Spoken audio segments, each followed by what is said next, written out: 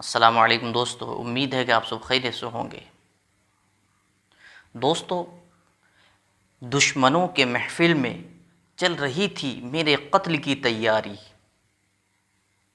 जब मैं वहाँ पहुँचा तो देखकर बोलने लगे, यार बहुत लंबी हो उम्र तुम्हारी। दोस्तों, अगर किसी के साथ हमारा झगड़ा हो जाए तो हम बरसों बरसों दुश्मनी रखते हैं। यानी कोई अपना भूल मानने के लिए तैयार ही नहीं होता।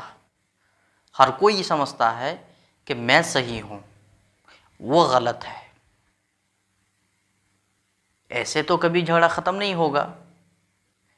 किसी एक को अपनी गलती समझनी होगी कि गलती मेरी है, मैं ही झुक जाता हूँ।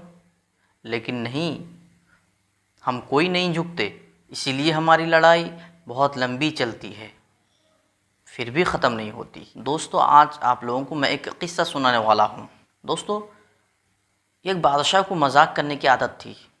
उसने पूरे मुल्क भर में ऐलान करा दिया कि जो कोई मुझे पूरी कहानी सुनाएगा, मैं उसे 10,000 रुपये इनाम के तौर पर दूंगा। ये ऐलान सुनकर बहुत सारे लोग कहानियाँ बनाने लगे और कहानियाँ बना बना कर बादशाह के दरबार पर पहुँचने लगे। और जो कोई कहानी बना कर लाता, बादशाह अपने वज़ीरों के साथ मिलकर उस कहानी को सुनता। लेकिन बादशाह की एक आदत थी, वो कहानी सुनता और कहता रहता, फिर यानी फिर क्या हुआ, यानी अभी कहानी ख़त्म नहीं हुई है, फिर क्या हुआ।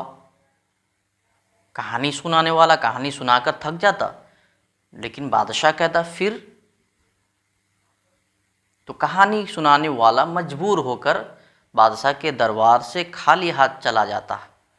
बादशाह की ये फिर और फिर वाली बात पूरे मुल्क भर में फैल गई। यानी बादशाह इनाम तो नहीं देते, सिर्फ कहानी सुनाने वालों को बेवकूफ़ बनाते हैं। लेकिन एक देहाती ने जब ये बात सुना कि बादशाह लोगों को बेवकूफ़ बनाते हैं, तो उसने एक कहानी लिखी और कहा कि आज मैं बादशाह की फिर को ख़त्म करूँगा और बादशाह से इनाम लेकर आऊँगा। वो बादशाह के दरबार में पहुँचा। बादशाह उसे भरे दरबार में बुलाया और कहने लगा कि सुनाओ। उसने सुनानी शुरू की और कहा कि बादशाह सलामत, एक बहुत बड़ी जंगल थी। बादशाह ने कहा फिर। उसने कहा वहाँ एक बहुत बड़ी नहर थी। बादशाह ने कहा फिर। देहाती ने कहा वहाँ बहुत सारे पेड़ थे, उस जंगल में बहुत सारे परिंदे रहते थे। बादशाह ने कहा फिर। उसने कहा कि उन परिंदों ने घोंसले बनाए और उसमें अंडे दिए। बादशाह ने कहा फिर। ना उस अंडे से बच्चे पैदा हुए और उड़ने के काबिल हो गए।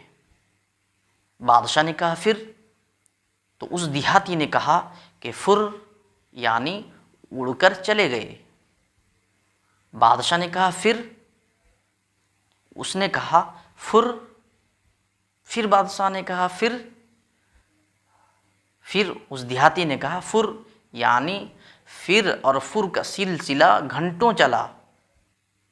उसके बाद बादशाह गुस्से में आकर कहने लगा, चुप कर, तेरा ये फुर कब ख़त्म होगा।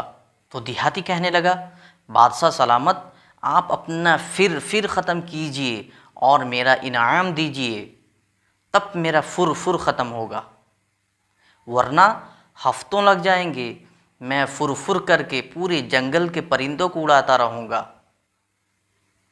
बादशाह सलामत मजबूर होकर उसे इनाम दिया और अपना फिर ख़त्म किया। तो दोस्तों, यही हाल है हमारा। अगर हमारा किसी से झगड़ा हो जाए तो हम अपने कमी को कभी नहीं मानते, अपने भूल को कभी स्वीकार नहीं करते, बल्कि डटे रहते हैं, चाहे बरसों गुजर जाएं। तो दोस्तों, मैं उम्मीद करता हूँ ये छोटा सा किस्सा आप लोगों को पसंद आया होगा। अगर पसंद आया है तो कमेंट करके ज़रूर बताएं।